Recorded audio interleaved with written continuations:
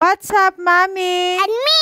Samahan nyo kami ni Bella sa aming A Day in My Life dito sa probinsya. Another day, another vlog nga na naman tayo. Makulimlim nga ngayon at maambon-ambon konti. Binawasan ko nga ng sanga yung puno dito sa may harapan ng bahay namin. Nakasombrero nga ako dahil maambon-ambon konti. Dito nga lang banda sa may tabi ng poste yung binawasan ko. Nahaharangan nga kasi yung ilaw kapag gabi. Grabe yung tagaktak ng pawis ko, mga kamami and me. Labas lahat ng kolesterol. Kapag napagod, mamahinga muna. Tapos tuloy ulit ang laban. Pinapantay nga yung kalsada dito sa amin. May mga butas kasi yung daan. Pagkatapos ko sa tabi ng poste, dito naman ako lumipat sa kabilang side. Sinagad ko nga yung bawas ko dito dahil yung mga dahon niya inuuod. Kinahoy ko na nga rin yung mga sanga-sanga, hindi ko na na-videohan. Susunugin ko na lang itong mga dahon kapag na-dry na. Sa mga oras na to, nagsimula na ang umambon-ambon kaya nagpasya na kami ni Bella na pumasok sa loob. Ganito na nga yung eksena pagkapasok ko sa loob. Pagod na pagod ang Inday. Laban lang. Halos naligo na sa pawis ang Inday. Hanggang kasingit-singitan, pawis na pawis.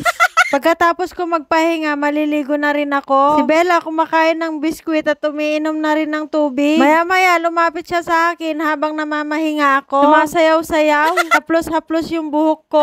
May kasama pang yakap kahit amoy pawis si Mami. Pagkatapos ko maligo, naglinis nga ako ng electric fan. Sobrang dumi nga yung electric fan namin. Gusto ko sanang gayahin yung napanood ko kay Ka-Dreamers na hack. Yung sinaing ko nga pala kumukulo na. Balik tayo dun sa hack na gusto kong gayahin. Tanggal yung dumi na hindi mo babaklasin. Naghanap nga ako ng pinakamalaking supot. Ang katapusan, wala akong nahanap. Binalik ko ulit yung mga supot na kinalat ko. Sinubukan ko nga na isaksak tapos i-sprayan ko lang. Hindi natanggal yung dumi kaya tinanggal ko na yung saksakan at babaklasin ko na lang isa-isa. Dito sa bakal na electric fan, gumamit nga ako ng screwdriver. Nabaklas ko na lahat, nilinis ko na isa-isa yung electric fan. Super alikabok. Gumamit ako ng vacuum panglinis sa makina ng electric fan. Tapos ko na vacuum, pinunasan ko naman yung katawan ng electric fan. Natapos ko nang linisin at punasan yung electric fan. Binalik ko na yung LEC, pwede na ulit gamitin. Kung bakal electric fan namin sa kwarto ni Bella. Pananghalian namin, bumili na lang kami ng pritong chicken ni Bella. Diyan lang po sa may kanto kami bumili. Nag-teleport na kami, nakarating na kami dito sa bahay. Hawak-hawak na ni Bella yung pritong chicken na binili namin. Binuksan ko na muna yung bahay. Pagkapasok namin, naupo na si Bella sa lamesa. Humingi ng tubig, binigyan ko ng tubig. Nagsandok na ako ng pagkain namin ni Bella. Kakain na po kami. Kain po tayo, mga kamami and me. Katapos namin kumain, may dumating na parcel. Nawakan ka agad ni Bella, gusto na niyang buksan. Alam niyang sa kanya ito, kaya excited na siyang buksan. Pinasukat ko na nga kay Bella. Lahat po maganda, 5 po yung rates ko para dito. Nag-adjust po ako ng mga size, kaya sakto lang po yung mga na-order ko. 4 to 5 nga yung dating in-order ko. Maliit sa kanya. Sa ngayon, 6 to 7 naman yung size na na-order ko. Sakto na sa kanya. O siya, bukas ulit. Bye-bye!